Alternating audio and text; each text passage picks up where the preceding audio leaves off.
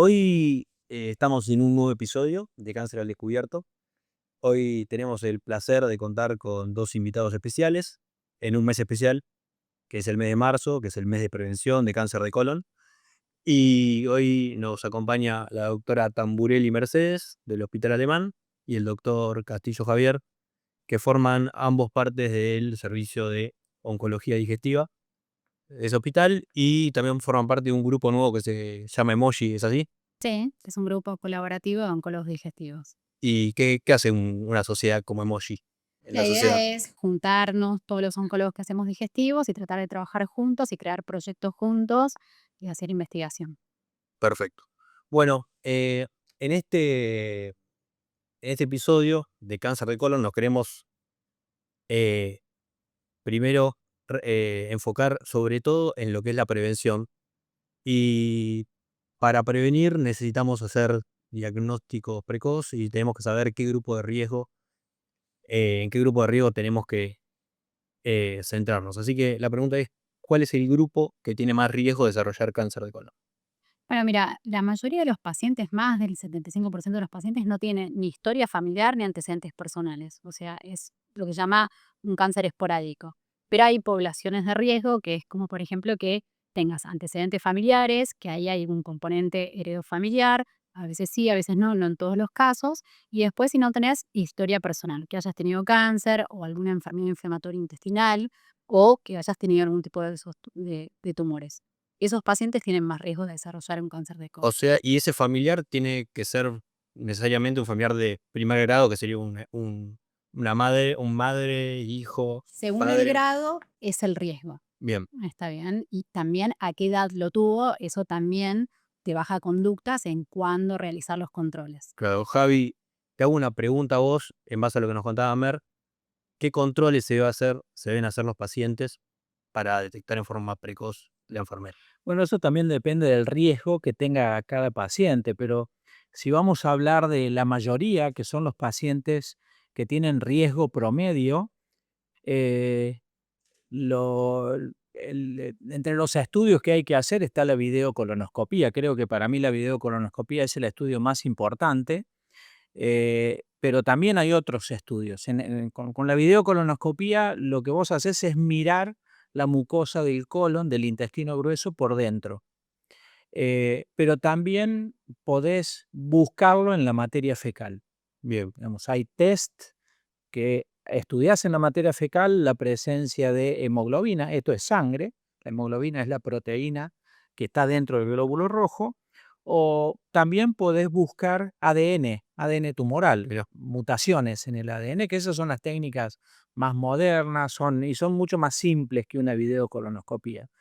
Eh, O sea que la presencia de sangre en el tubo digestivo nos abre la sospecha de enfermedad oncológica. ¿Es así?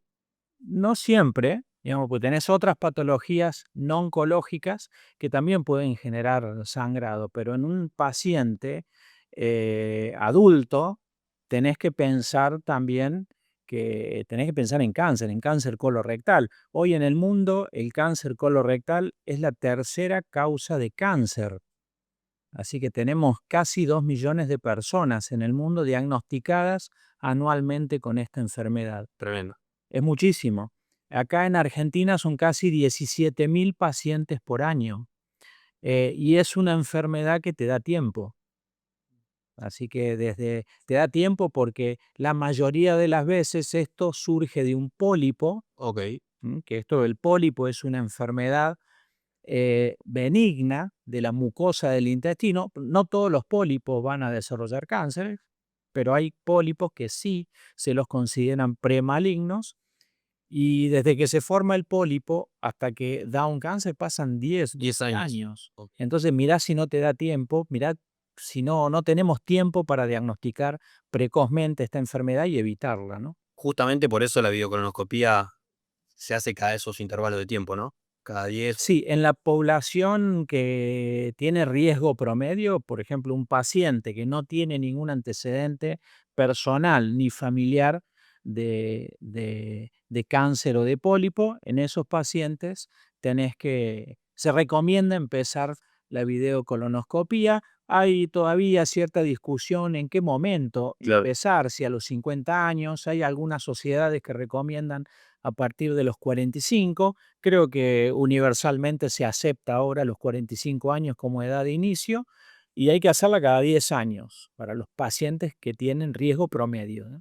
Mer, Que no tuvieron ningún hallazgo en la videocolonoscopía, porque de acuerdo a los hallazgos de la videocolonoscopía, esos tiempos se pueden achicar. esos hallazgos que mencionás, ¿qué pueden ser? Los pólipos, Los esto. pólipos y las características de los pólipos y la cantidad de los pólipos, Bien. eso hay todo, está todo estadificado, cómo hay que seguir, cuáles son los pasos y cada cuánto tiempo. Ahí te cambia el riesgo, Exactamente.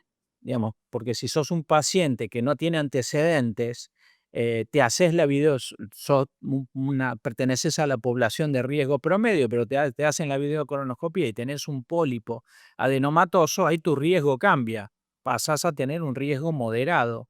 Entonces tenés que hacerla, ahí lo que cambia es la frecuencia de la Perfecto. videocolonoscopia, que en vez de hacerla cada 10, tiene que hacerse cada 5 años. Perfecto. Mer, ¿qué es un pólipo?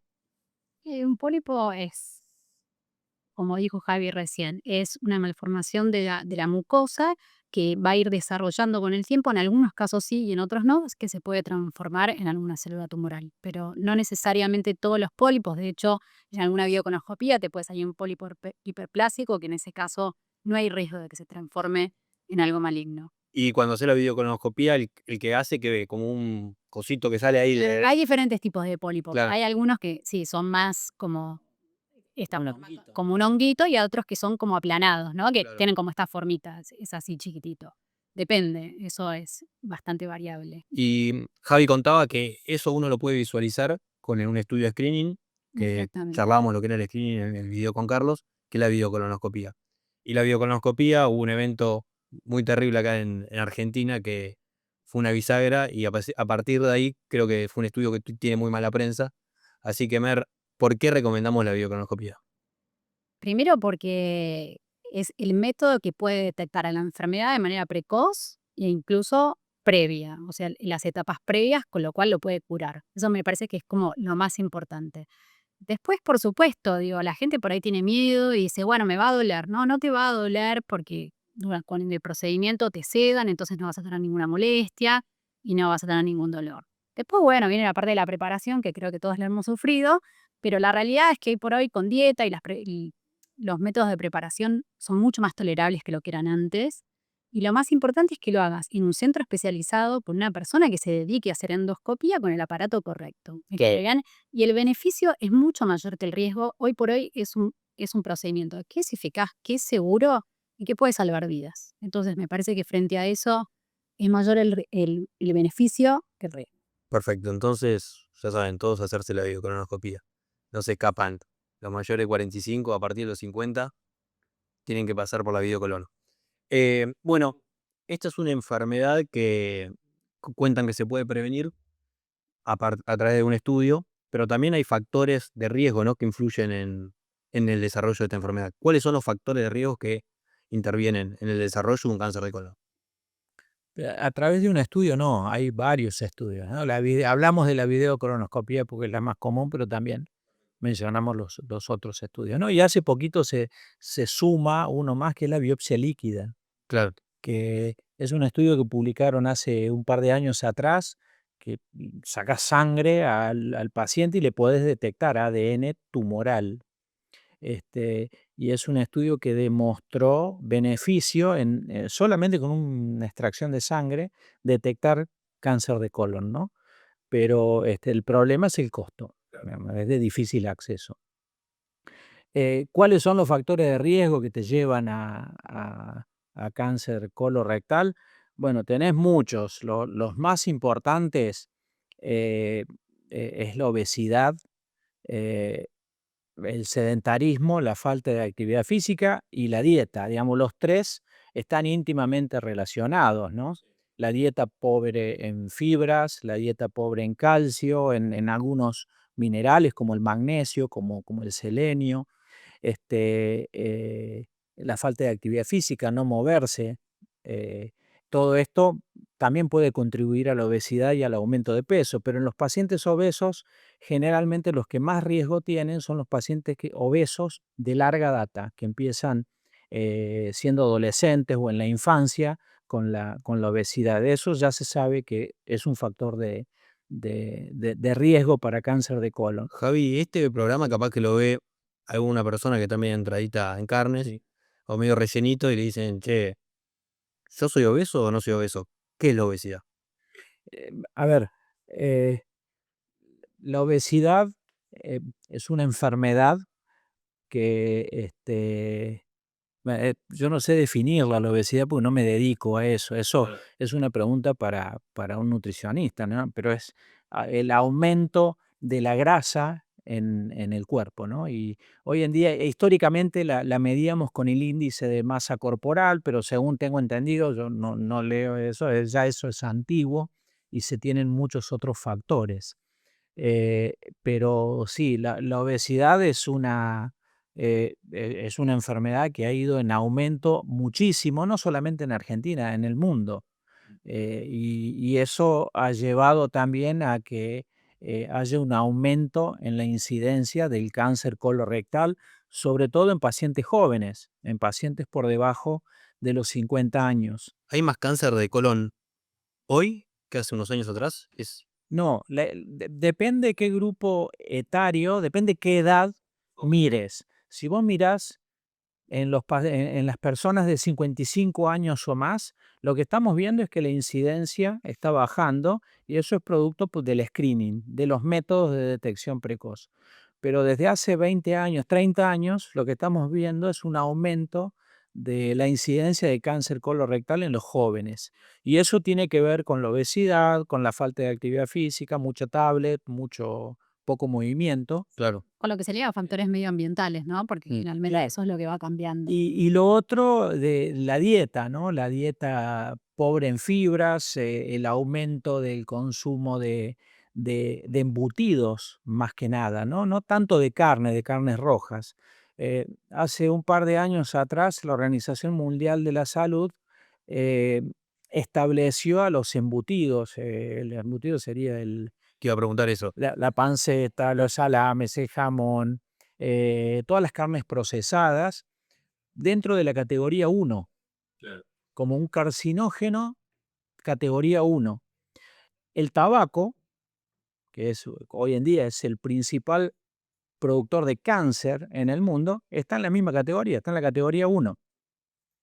Así que Claro. es importantísimo esa alerta que emitió la Organización Mundial de la Salud sobre los embutidos, sobre fiambres.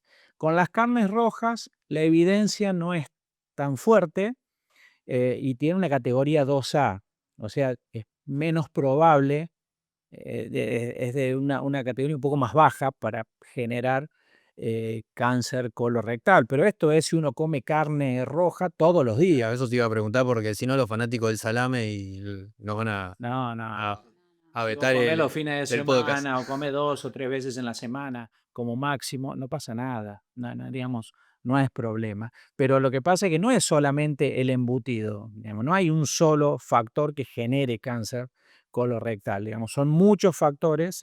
La causa del cáncer es multifactorial, no solamente en esta enfermedad, en todas. Son muchas causas que se reúnen y que influyen sobre un territorio genético, digamos, porque Claro. también los factores modificables son todos estos que estamos hablando: la obesidad, la dieta, la actividad física, el tabaquismo, el consumo de alcohol. Pero tiene que haber cierta susceptibilidad genética, que hay pacientes que no tienen esa susceptibilidad genética y no van a desarrollar la enfermedad. Perfecto. ¿Eh?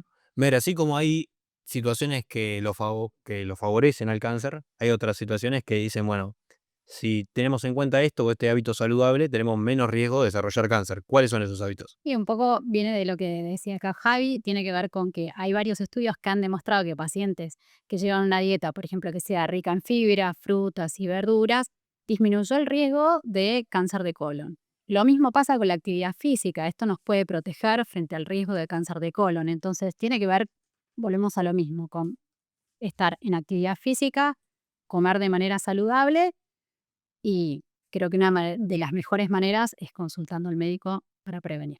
Bien, La consulta de controles. perfecto.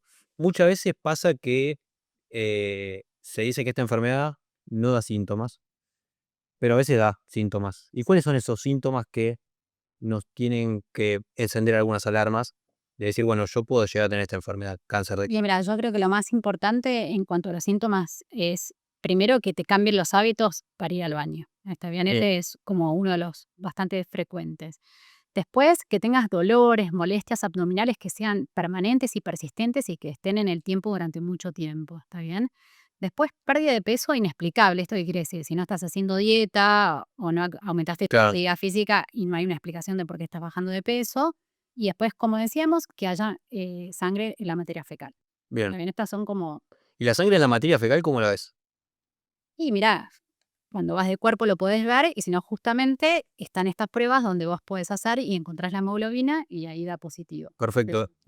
Te hacía la pregunta porque depende de dónde sea el sangrado, lo vas a ver distinto. Sí, Para totalmente. Sí, sí. encender la alarma que no solamente es la sangre roja rutilante. Exacto. Bueno, si por ahí venía la pregunta, a ver, la sangre roja rutilante a veces puede ser por el mismo tumor o a veces puede ser por hemorroides, digo, es Bien, algo que puede pasar, pero a veces también como la sangre puede ser el tumor que está un poco más arriba en el intestino, se puede ir coagulando y se puede ver más oscura o incluso la materia fecal puede ser bien oscura, lo que se llama melena, que es negra. bien.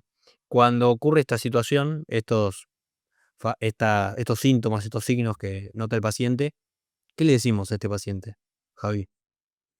Nosotros en la práctica estos pacientes no los vemos porque a nosotros ya nos vienen diagnosticados, ¿no? Pues la mayoría de los pacientes cuando tienen síntomas van al clínico o van al gastroenterólogo o van al cirujano. Pero por ahí tenemos algún paciente que estamos tratando por otra cosa y nos cuenta estos síntomas. Entonces lo que hacemos, yo lo que hago en la práctica, pero le estaba golpeando al micrófono. Lo que hago yo en la práctica, directamente les pido la videocolonoscopía. Pero si el paciente vio sangre en la materia fecal, me parece que no tiene mucho sentido hacer un test de sangre oculta en materia fecal o buscar alguna otra cosa, porque ya la Claro. sangre ya dejó de ser oculta, ¿no? Entonces directamente le sugiero hacer una videocolonoscopia. Y nosotros aparte tenemos el sesgo de la oncología que vemos muchos pacientes con Absolutamente. enfermos de cáncer. Nosotros no somos los que solemos pedir el screening, Claro. nosotros son los médicos de cabecera. Bueno, un poco para hacer esto dinámico, una de las banderas que tiene este podcast es bajar y derribar mitos asociados, en este caso, al cáncer de colon. Así que vamos a hacer un estilo onda ping-pong. Dale. Dale, yo voy a tirar preguntas y ustedes me dicen verdadero o falso y por qué. Javi, ¿el cáncer de colon se asocia al consumo de carnes rojas? Lo que hablábamos recién, hay, más que nada, más que las carnes rojas, se asocian con las carnes procesadas, ¿no? Con embutidos, con fiambres. Las carnes rojas hay un pequeño aumento en la incidencia, pero también depende de la cantidad que uno coma, ¿no? Si uno come todos los días durante muchísimos años, el riesgo va a ser mucho mayor que aquel que come poquito, o quizás alguno que coma, no sé, que sea vegetariano, tampoco el riesgo de tener cáncer de colon va a ser cero, porque ahí Perfecto. tiene otros factores, ¿no? Claro. El Pero componente genético que comentaba. claro, exacto. O por ahí es obeso, ¿no? Hace actividad física, pero no come carne, Claro. ¿viste? Eh, pero en general el abuso en el consumo de carne sí hay cierta asociación con padecer esta enfermedad, con que le aparezca esta enfermedad. Lo que pasa es que los estudios que hay sobre dieta no son tan consistentes porque la inmensa mayoría son estudios observacionales, son estudios que vos mirás a una población, qué comportamiento tienen, pero vos no intervenís. No modificás, no le decís a los pacientes, mira, tenés que comer carne, a un grupo come carne y otro grupo Claro. no come, digamos. Esos estudios son muy difíciles de hacer porque hay mucho sesgo, hay mucha... Sí, es muy complejo. Es muy difícil de hacer, conseguir muy evidencia de difícil. buena calidad. Exactamente. Pólipo, ¿es cáncer? No, es lo que hablábamos antes, no todos los pólipos van a desarrollar cáncer. Hay algunos que tienen más riesgo y otros que tienen menos riesgo, por eso en la endoscopía se sacan todos los pólipos y según las características biológicas que tengan e histológicas, ahí uno define el riesgo que tienen, pero el pólipo no es cáncer.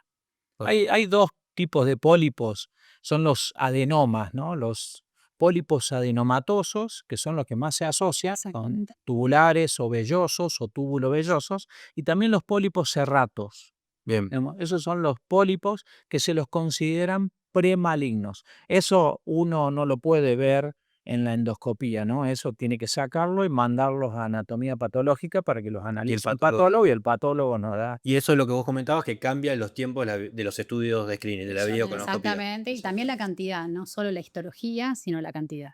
Perfecto. También que se saque en la colonoscopía. Javi, ¿los pacientes jóvenes tienen menos o más riesgo de desarrollar cáncer respecto a los adultos? No, hoy estamos viendo que tienen riesgo igual que los adultos. Claro.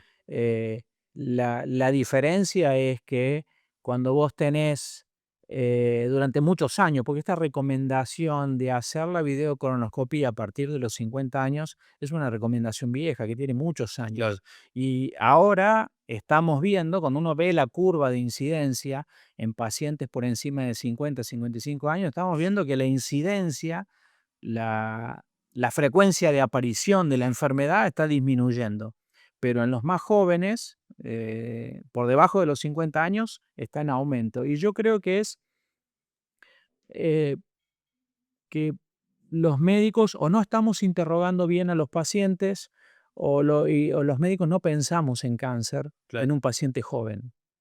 Sí, falta ¿Viste?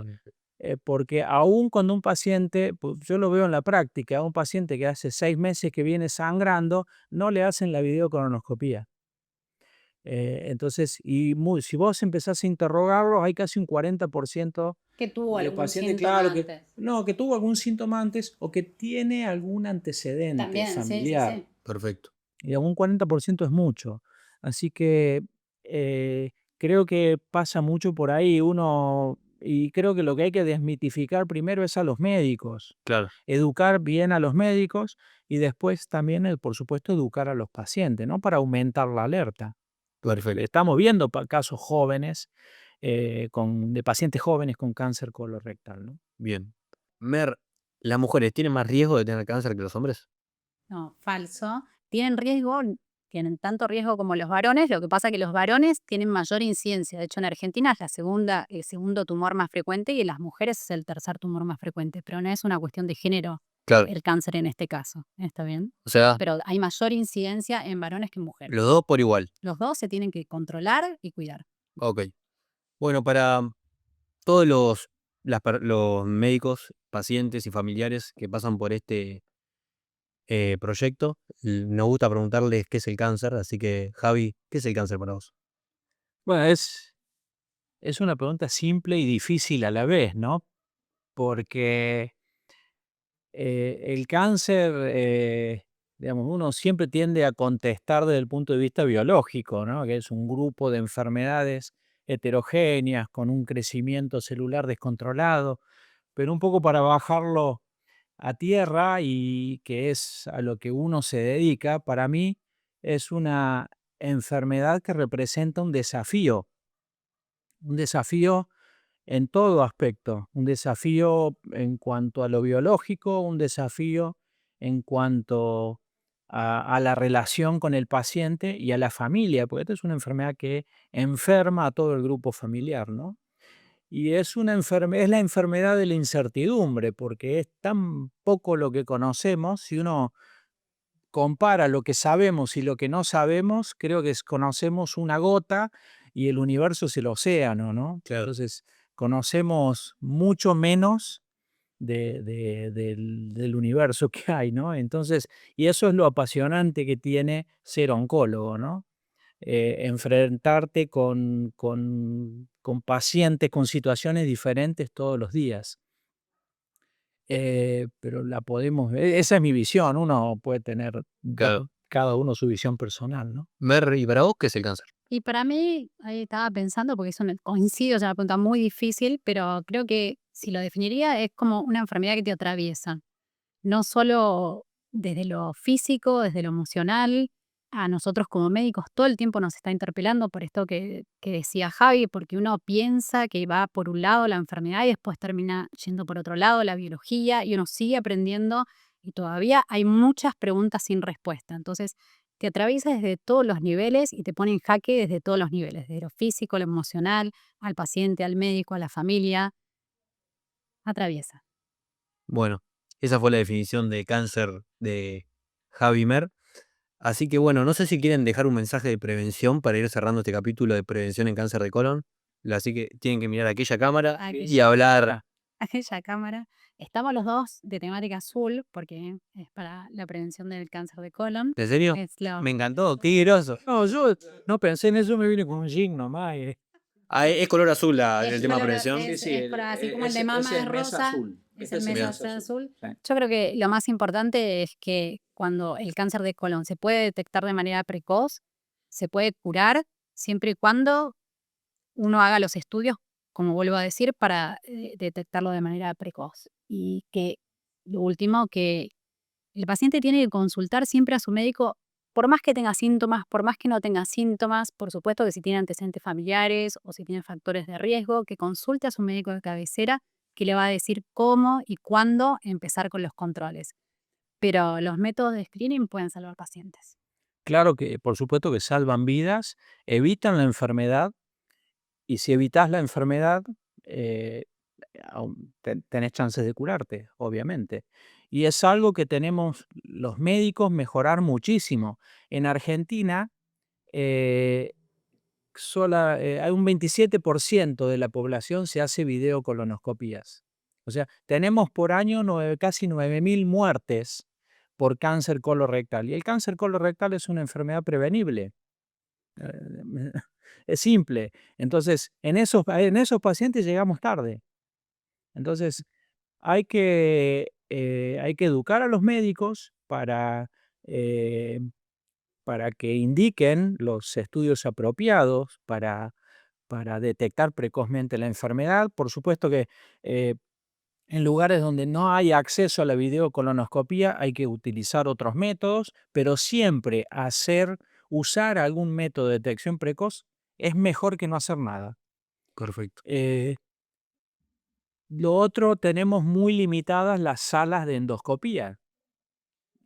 Yo vivo en un lugar donde hay muy poquitas salas de endoscopía en el partido donde yo vivo.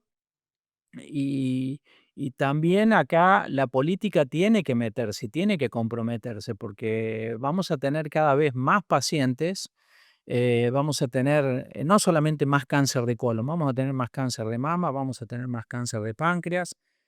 Uno cada vez que se pone a leer, todos te dicen, che, va a haber un aumento de acá al 2040, incluso, que no falta mucho, faltan 15 años. Javi, el acceso a los estudios no son equitativos. Para nada, de ninguna manera. Ok. Hay salas de endoscopía, hay muy poquitas para la población general, ¿no?